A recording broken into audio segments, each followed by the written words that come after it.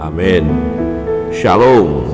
Bapak Ibu Saudara yang terkasih dalam Tuhan, pembacaan firman Tuhan pada pagi hari ini terambil dari Kejadian pasal yang ke-40. Kita melihat bagaimana perjalanan hidup seorang muda yang takut akan Allah hingga akhirnya dia masuk penjara. Ya, bukan karena dosa, tetapi karena mempertahankan kebenaran, dia harus masuk penjara, dan di penjara pun ada maksud Tuhan. Ya, dia harus bertemu dengan juru minum dan juru roti raja, di mana juru minum dan juru roti itu pun ya masuk penjara karena kemarahan daripada Firaun. Setelah mereka masuk di penjara, mereka bercerita tentang mimpi kepada Yusuf. Nah, mari kita melihat ayat 20 sampai 23.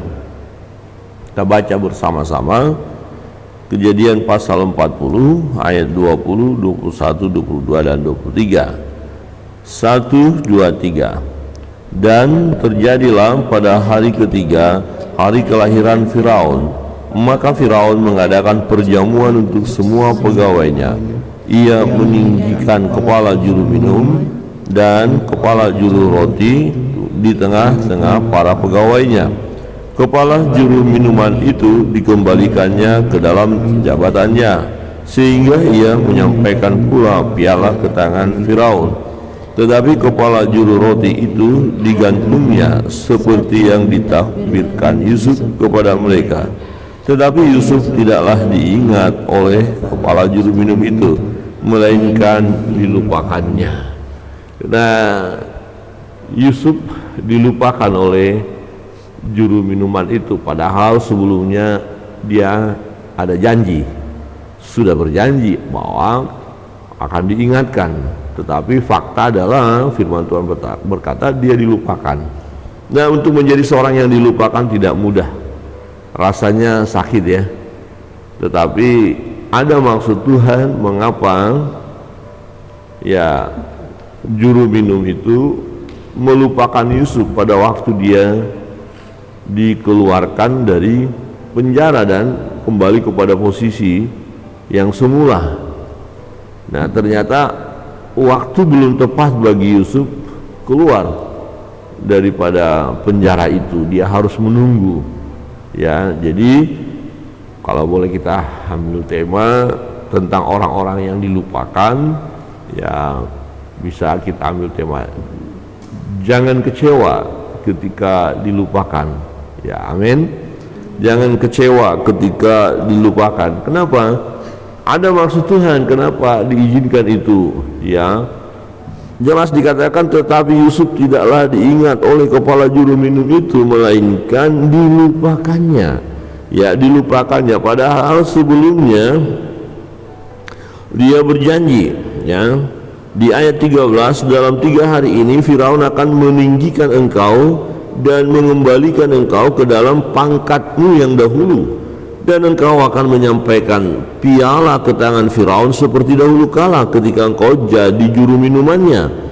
Tetapi ingatlah kepadaku apabila keadaanmu telah baik nanti, tunjukkanlah terima kasihmu kepadaku dengan menceritakan hal ihwalku kepada Firaun, dan tolonglah keluarkan aku dari rumah ini. Ya, dan diceritakan bagaimana akhirnya Yusuf menceritakan tentang kehidupannya. Ya, dia harus diusir atau dibuang oleh saudara-saudaranya, dan di sini ya kita melihat Yusuf berkata, ingat akan aku. Ya, ingat akan aku, tunjukkanlah ya terima kasihmu kepadaku dengan apa? Menceritakan hal ihwalku kepada Firaun. Tolong sampaikan persoalanku, tolong sampaikan pergumulanku.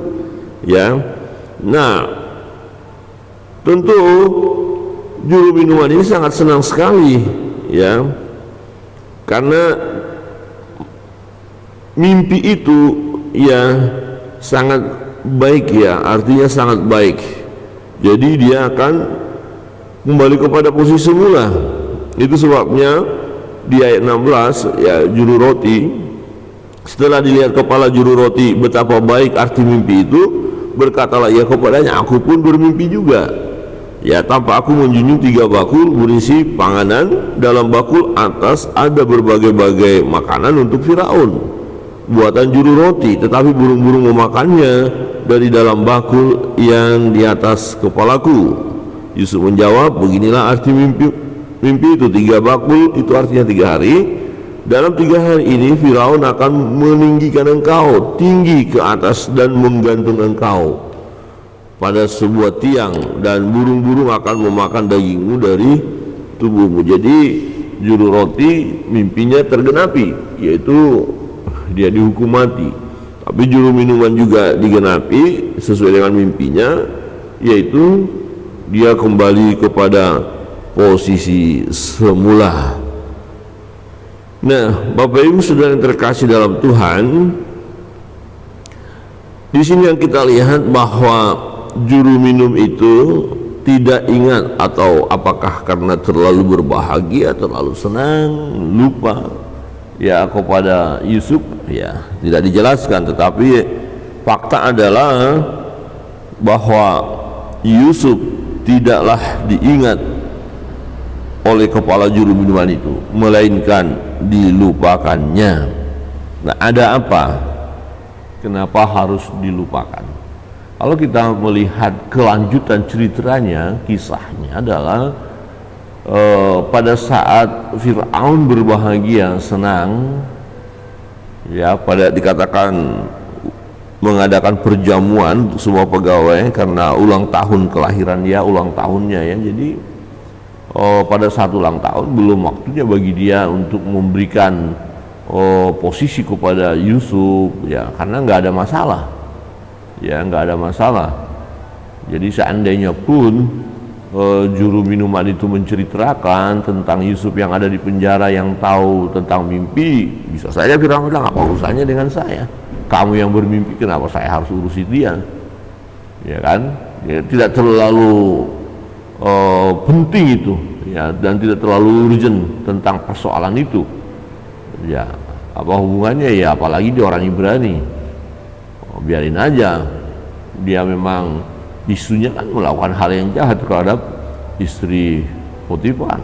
Jadi tidak akan cukup pembelaan untuk mengangkat Yusuf, ya, untuk masuk istana atau membebaskan pun tidak ada cukup alasan. Tetapi nanti kita melihat, nah setelah Firaun bermimpi yang kemudian dia gelisah dan tidak ada seorang pun yang tahu jawabannya, baru disitulah juru minuman itu ingat, dulu saya pernah mimpi.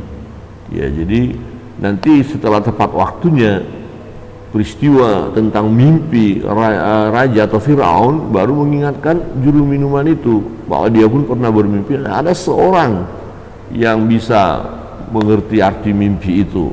Nah, di situ nanti dia, juru minuman itu, memberitahukan tentang Yusuf, ya, seorang Ibrani yang ada di penjara yang bisa memberitahukan mimpi. Jadi ada waktunya. Nah, pada saat pesta, ya, kelahiran daripada Firaun, pada saat sukacita dan juru minum pun bersukacita, memang dia tidak ingat sama sekali dengan Yusuf.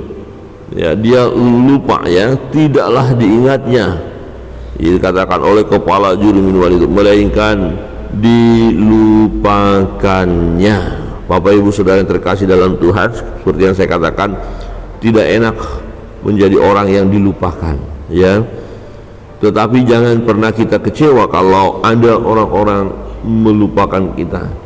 Ya, ada dulu seseorang yang pernah bersaksi, ya, dia katakan waktu dia bekerja dalam satu proyek dan ternyata pemilik proyek itu tidak membayar dia, dan dia punya janji, tetap tidak dipenuhi janji itu, dan akhirnya ya seseorang ini melupakan.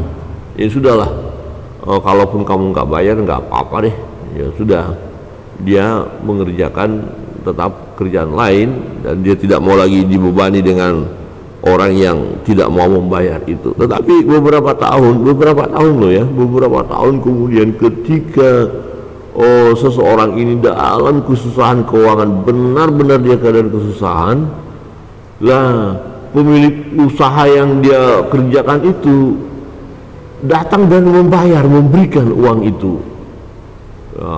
Wah, dia sangat bersyukur sekali.